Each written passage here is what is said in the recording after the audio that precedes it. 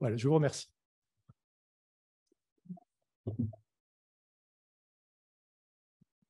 Sujet de pratique fréquente, hein, j'imagine. Les indications de corticoïdes, c'est encore plus fréquent que les techniques. Nous, enfin,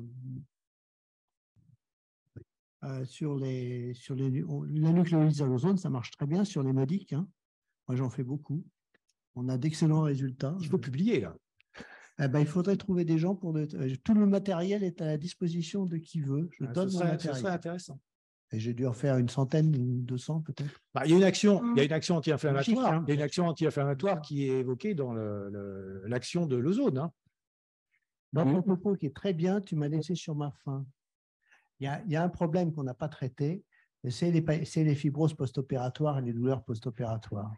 Et il y a quand même le problème des infiltrations sur les malades opérés, qui est un réel problème de prise en charge clinique. Quelle est votre attitude à Cochin? Est-ce que vous infiltrez les malades opérés ou pas? Ah, tu veux dire sur oui, oui, on les infiltre. On essaye de... On n'aime pas trop, mais on infiltre quand même, si tu veux, sur un patient opéré. Alors, on essaye d'infiltrer à distance, si on peut, à distance du foyer opératoire. Donc, généralement, en faisant des infiltrations au niveau du hiatus. Hein, ouais. Donc, on fait remonter le produit. Donc, là, on est à peu près en sécurité. Et sinon, on peut être amené à faire des infiltrations à proximité du foyer opératoire. On essaye de faire un étage au-dessus ou un étage au-dessous. Et puis, dans ce cas-là, on utilise surtout la dexaméthasone. Jean-Pierre Ozanneau, oui, pour faire une sorte de consensus, est-il possible d'alterner les infiltrations de cortisone et les infiltrations d'ozone? Pourquoi pas? Si l'ozone marche, il n'y a pas de problème. Sur les 40% d'échec de l'ozone. Tu associes un peu avec un corticoïde, non? Tu l'as dit, hein? En périradiculaire, oui. Il y a eu une étude qui montrait qui discute l'intérêt du périradiculaire. Hein. Ce n'est pas encore consensuel. L'ozone, c'est une technique de traitement, comme la chirurgie, comme ce qu'a montré Amoretti, c'est des traitements. Les infiltrations, c'est purement symptomatique. Alors, est-ce qu'il faut supprimer la phase intermédiaire de l'infiltration? Moi, c'est une question que je me pose quand je vois des patients qui ont très mal, qui ont été traités normalement par un traitement médical bien suivi.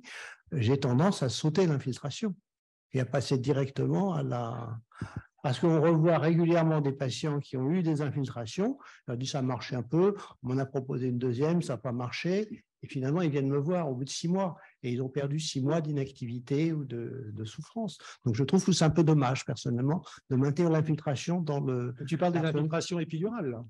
Épidurale ou périradiculaire sur les épidurales. Ouais. Oui. Est-ce que vous conseillez systématiquement, par rapport aux pratiques des rhumatos, est-ce que une infiltration guidée par une imagerie, est-ce qu'on peut le faire parce qu'on sait qu'à peu près, etc. Les hiatus et les hiatus cliniques sont encore largement pratiqués, hein, la palpation. Après, nous... c'est mieux de... Vous pensez que c'est mieux? Je pense qu'il y a certaines infiltrations qui ne sont pas réellement épidurales. Après, généralement, on les récupère après, justement, non d'efficacité ou en cas de difficulté de ponction, parce qu'il y a parfois des hiatus qui sont difficiles. C'est quand même très important parce que c'est dans les bonnes pratiques de cette pathologie qui est extrêmement fréquente. On voit qu'il y a quand même des variations considérables entre les pratiques les uns et les autres, les rhumatos, etc., qui font à l'aveugle, d'autres qui font... c'est mieux en voyant ce qu'on fait, quoi. C'est probablement. Ça dépend le mode de guidage aussi. Parce que je sais qu'il y a une propension à étendre le guidage sous échographie, parce que c'est un mode de guidage qui est plus facile d'accès, je dirais, à différentes disciplines.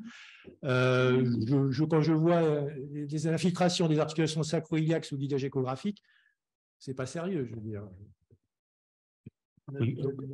Oui, il faut quand même pas survendre parfois certains guidages. Alors, concernant les preuves scientifiques sur le guidage, là, il y a beaucoup d'études, on y passé randomisées, qui montrent une supériorité nette au guidage par imagerie, quel qu'il soit, sur la zone. On va dire, d'ailleurs, c'était historiquement, c'est une publication japonaise dans Spine.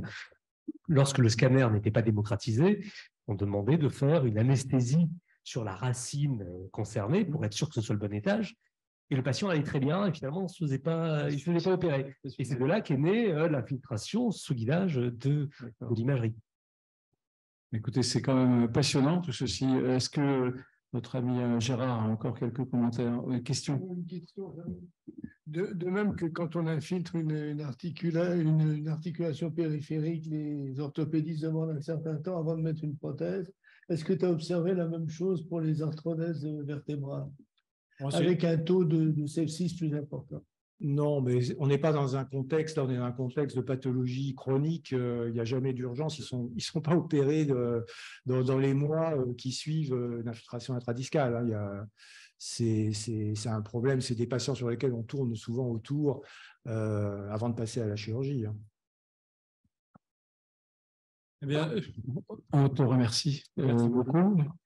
Et puis, ça va être le moment des conclusions de nos deux coordinateurs. Nous commençons peut-être par Jacques Chiraz, et puis Gérard Morvan. Merci. Je crois que c'était une séance extrêmement intéressante avec plein de nouveautés, des techniques qui ne sont pas forcément passées dans la pratique générale et qu'il faudrait développer parce que c'est un petit peu dommage que ce soit réservé à quelques centres dits privilégiés. Et franchement, là, il y a tout un travail de fond avec les autorités pour mettre en place toute cette nomenclature. Moi, j'aurais tendance à penser qu'il faut faire disparaître l'intermédiaire des infiltrations dans la gamme des thérapeutiques, sauf cas particuliers. Voilà. Les infiltrations de corticoïdes. Les corticoïdes, oui. Parce que c'est peu efficace finalement. Et alors, j'aime encore les épidurales parce que de temps en temps, on a des grosses complications sur les épidurales sur des domaines d'expertise. Des infiltrations intradiscales, ce qui n'a rien à voir avec le péri, etc. Les épidurales, et ça a toute sa place. OK? On a bien compris. Les épidurales, il y a quand même des complications. Les dernières punchlines que vous voulez absolument faire passer auprès de tous ceux qui s'intéressent à ces sujets. Peut-être que Gérard va nous dire les 5 mots-clés qui paraissent. Pour moi, je me limiterai même à un mot-clé, c'est validation. Et le mot-clé qui va avec validation, c'est probablement le mot registre que je cherchais tout à l'heure sans le trouver.